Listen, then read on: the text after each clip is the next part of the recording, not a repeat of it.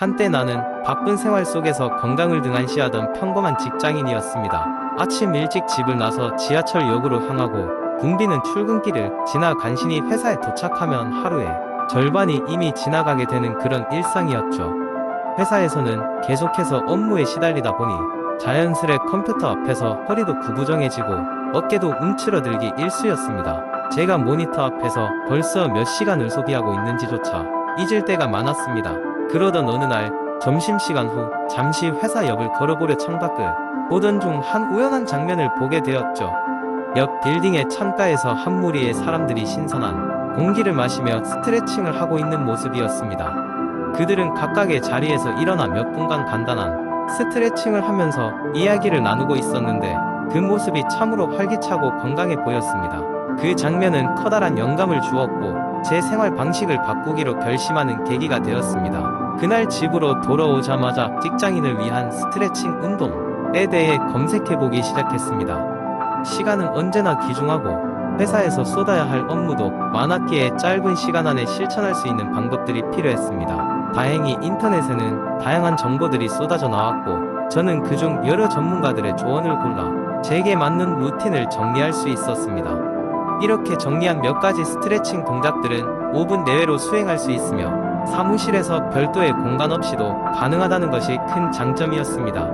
우선 책상 앞에 앉아 할 수 있는 목 스트레칭으로 시작했습니다. 천천히 고개를 오른쪽으로 기울이고 왼쪽 손을 머리 위로 가져가 가볍게 당겨주는 동작은 목의 긴장을 풀어주며 상쾌한 느낌을 안겨주었습니다. 이어서 양손을 등 뒤에서 깍지 낀 후 가슴을 활짝 펴는 스트레칭은 오랜 시간 앉아서 쪼그리고 있던 몸을 다시금 편안하게 만들어 주었습니다.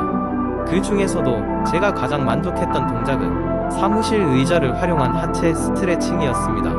앉은 상태에서 한쪽 다리를 다른 쪽 다리 위에 교차시키고 천천히 상체를 앞으로 숙여주는 방식인데 이 동작은 하루 종일 의자에 앉아있는 스스로에게 긍정적인 자극이 되어 주었습니다. 처음에는 다소 뻣뻣했던 몸이 차츰 유연해짐을 느낄 수 있었고 덕분에 업무 집중도도 자연스럽게 높아졌습니다.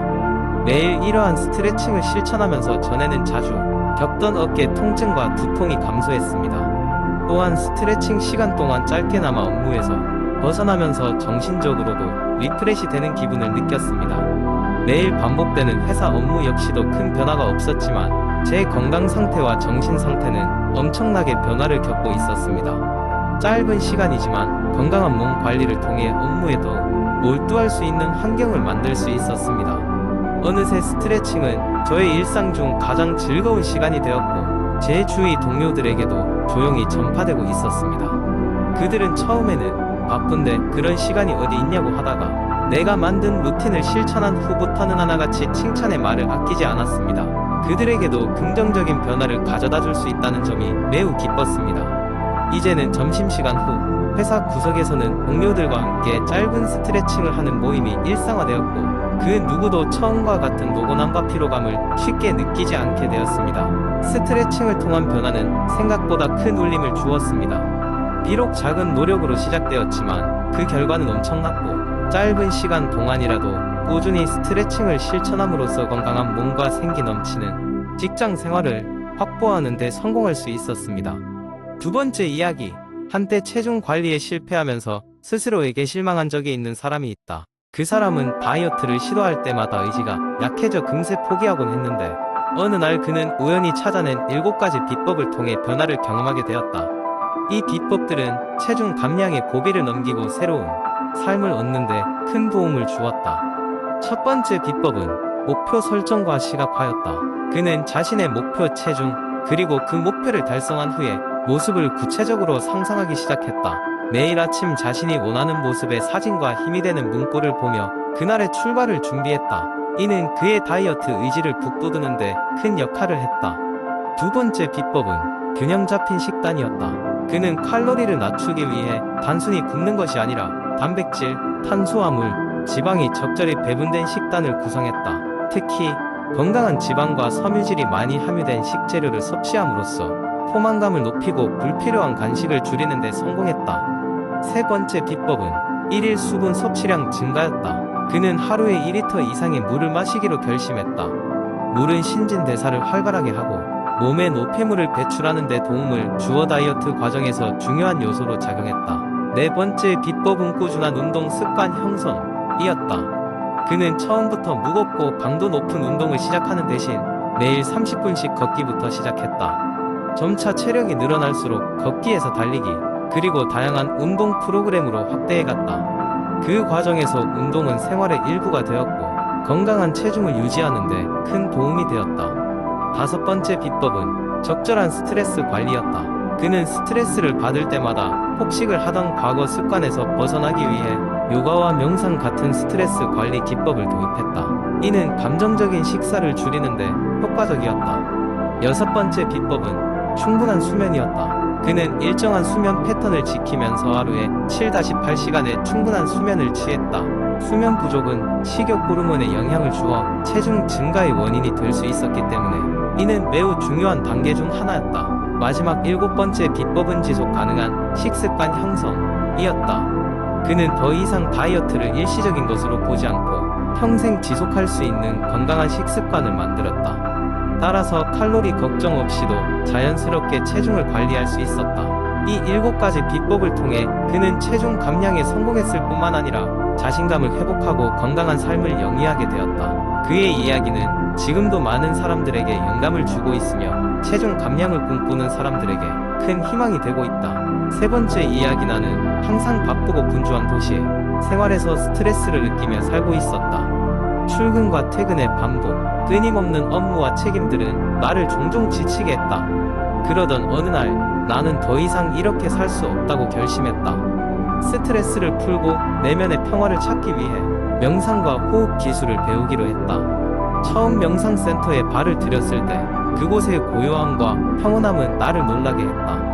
명상 지도자인 수지 선생님은 나에게 따뜻한 미소로 다가와 명상의 기본을 가르쳐 주셨다. 그녀는 단순히 눈을 감고 내 호흡에 집중하라고 했다. 하지만 그것은 생각보다 훨씬 어려웠다. 여러 가지 생각들이 끊임없이 머릿속을 떠다니며 내 집중을 방해했다. 수지 선생님은 친절하게도 나에게 호흡 기술을 가르쳐 주었다. 그녀는 이 기술이 어떻게 몸과 마음을 동시에 이완시키는지를 설명했다. 우선은 깊고 규칙적인 복식 호흡법을 익히는 것이었다. 숨을 깊게 들이쉬고 천천히 내쉬는 과정을 반복하니 마음이 한결 가라앉았다.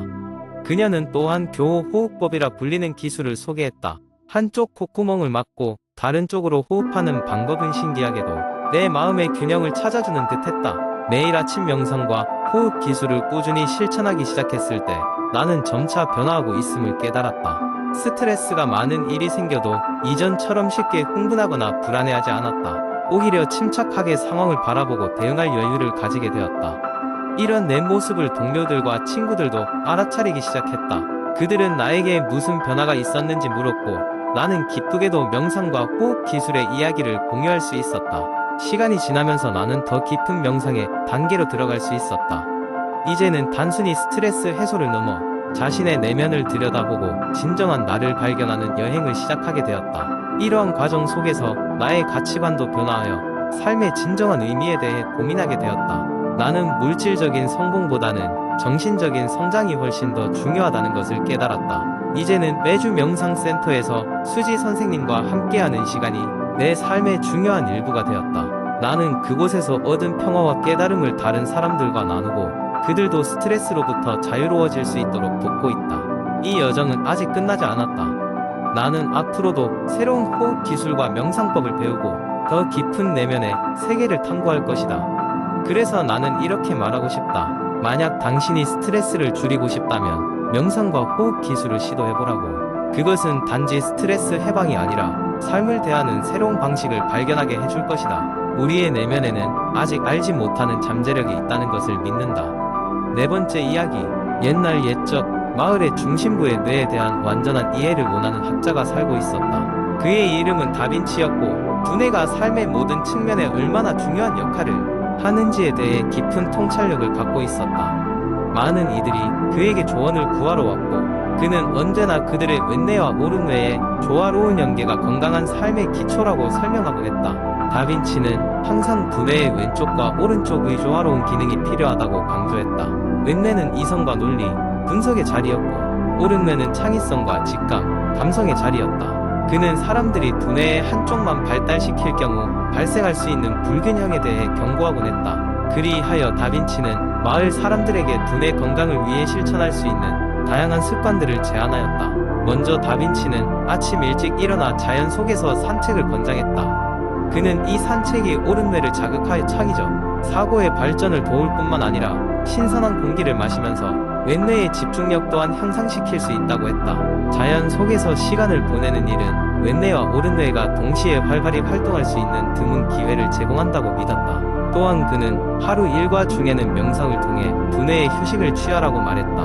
명상은 마음의 평화를 가져올 뿐만 아니라 정신을 맑게 하여 두뇌의 양쪽이 고르게 섞여 작동할 수 있도록 돕는다고 했다. 다빈치는 자신이 명상을 통해 복잡했던 문제들에 대한 창의적인 해답을 찾은 경험을 자주 이야기하곤 했다. 다음으로 그는 사람들에게 퍼즐이나 체스를 두뇌 활동으로 추천했다. 이러한 활동들은 논리적 사고를 촉진하고 뇌의 활동을 증가시키는 동시에 기술을 터득하고 전략을 세우는 과정에서 옳은 뇌의 창의적 측면도 강화할 수 있었다. 각종 퍼즐을 푸는 과정에서 사람들이 무엇을 놓치고 있는지 깨달을 수 있는 귀중한 통찰을 얻게 되리라 조언했다. 그는 음악과 미술 같은 예술 활동을 통해 옳은 뇌를 자극할 것을 권했다. 그림을 그리고 악기를 연주하는 등의 활동은 감성을 자극하고 동시에 모든 감각을 연결하여 두뇌를 종합적으로 사용하는데 큰 기여를 한다고 설명했다. 다빈치의 조언은 이론에만 그치지 않았다. 그는 실생활에서도 어떻게 이러한 조화를 실천할 수 있는지 보여주고자 했다.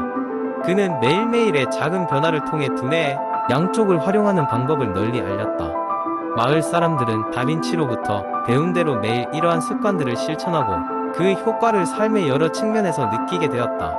이렇게 해서 다빈치의 지혜는 멀리 퍼져나가 마을은 물론 그 주변까지도 두뇌의 건강과 균형 잡힌 삶을 중시하는 문화를 만들어 나갔다.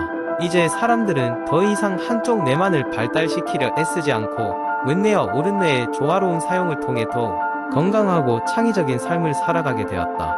다빈치의 가르침은 그를 찾는 사람들에게 새로운 관점을 제시했고 그들은 왼뇌와 오른뇌의 조화가 얼마나 중요한지를 깨닫게 되었다. 이로써 다빈치의 이름은 두뇌 건강을 위한 조화로운 삶의 기초를 닦은 사람으로 오래도록 기억되었다.